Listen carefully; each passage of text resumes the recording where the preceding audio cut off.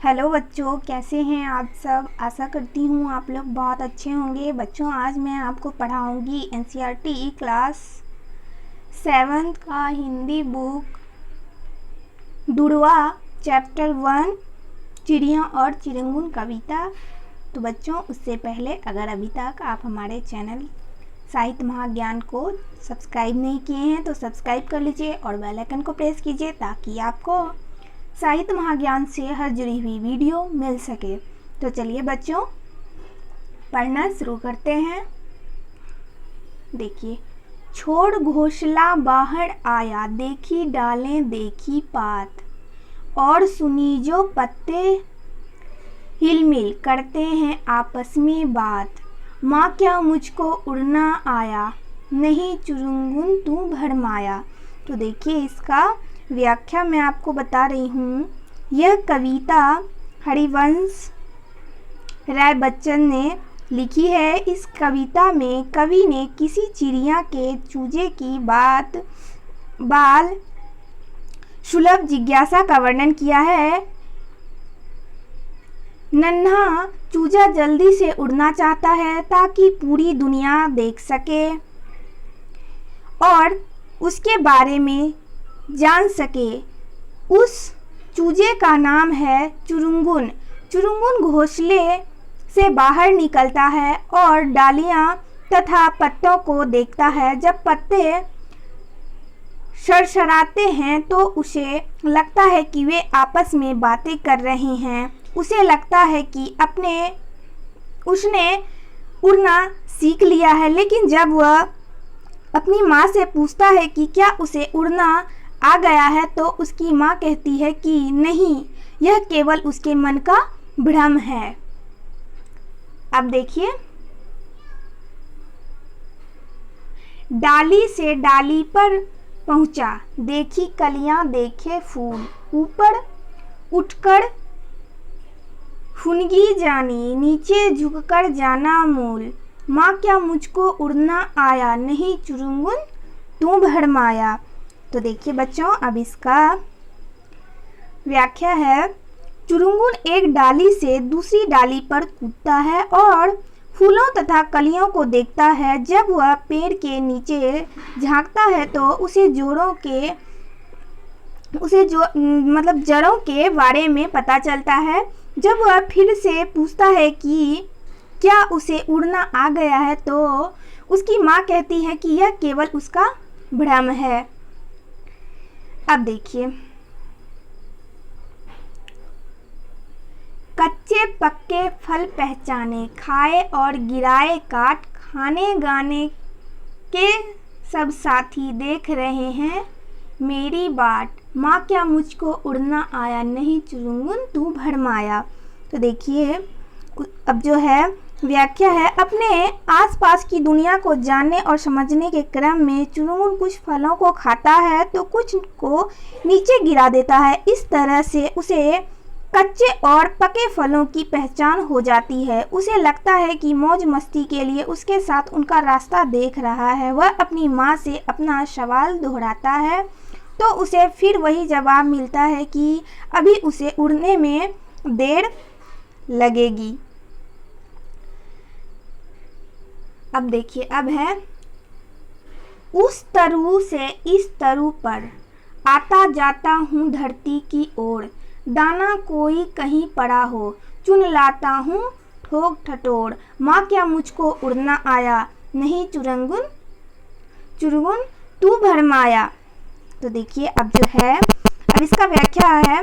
अब चुरुंगुन थोड़ा बड़ा हो चुका है। अभी वह एक पर चला जाता है। कभी कभी वह धरती पर जाकर दाना भी चुग कर लाता है। लेकिन अभी भी उसकी माँ कहती है कि अभी उसे ठीक से उड़ना नहीं आया है। अब देखिए, मैं नीले अज्ञात गगन की सुनता हूँ अनिवार्य पुकार, कोई अंदर से कहता है उड़ता जा परमार। माँ क्या मुझको उड़ना आया, आज सुफल है तेरे डैने, आज सुफल है तेरी काया। तो देखिए बच्चों, इसका व्याख्या है। अब चुरुंगुन को ऐसा लगता है कि नीला आसमान उसे लगातार पुकार रहा है। उसे लगता है कि उसके अंदर से कोई शक्ति कह रही है कि जोर लगा के उड़ जा, और पंख फड़फड़ाते हुए बस उड़ता ही चला जाए। इस बार जब वह अपनी माँ से पूछता है कि क्या उसे उड़ना आ गया है, तो उसकी माँ का जवाब अलग होता है। उसकी माँ कहती है कि हाँ, उसके शरीर में ताकत आ चुकी है और उसके डंडे इतने मजबूत हो चुके हैं कि वह उड़ने का पूरा आनंद ले सकता है। तो देखिए बच्चों, हमारा कविता ख़त्म हो चुका है। ये जो कविता है हरिवंश राय बच्चन जी ने लिखा है। तो चलिए अब हम आपको क्वेश्चन आंसर करवाते हैं।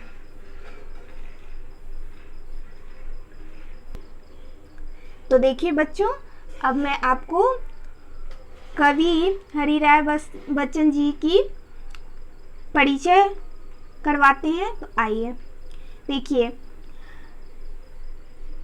हरिवंश राय बच्चन का नाम हरिवंश राय बच्चन था। जन्म उनका 27 नवंबर 1907 ईस्वी को हुआ था और उनकी मृत्यु 18 जनवरी 2003 को हुई।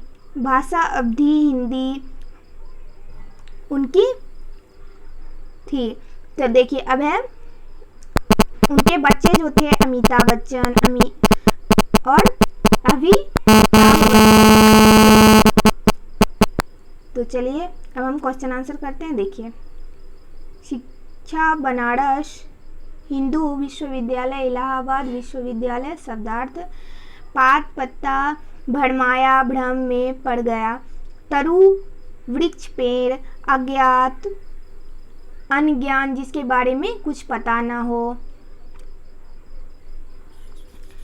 फुनगी मतलब वृक्ष या शाखा का शिरा, बाट यानी कि राह और रास्ता, अनिवार्य मतलब लगातार। तो देखिए अब प्रश्न उत्तर है। पहला प्रश्न है, चुरंगुन अपने उड़ने के बारे में बार बार अपनी माँ से क्यों पूछता है? उत्तर, चुरंगुन अपने उड़ने के बारे में बार बार अपनी माँ से इसलिए पूछता है क्योंकि वह अभी नादान है। उसे नहीं पता कि उड़ना किसे कहते हैं, उड़ने लायक कब बना जाता है। वह माँ से यह जानना चाहता है कि वह उस उड़ने लायक हो गया है। अब देखिए प्रश्न 2 है, चुरंगुन को कौन सी अच्छी लगती है? उत्तर, चुरंगुन को डालों पत्तों पर घूमना, पत्ते का हिलहिलाकर बातें करते देखना, कलियों और फूलों को देखना, कच्चे पक्के फल खाना, अपने साथियों के साथ रहना अच्छा लगता है। अब देखिए, खेलना,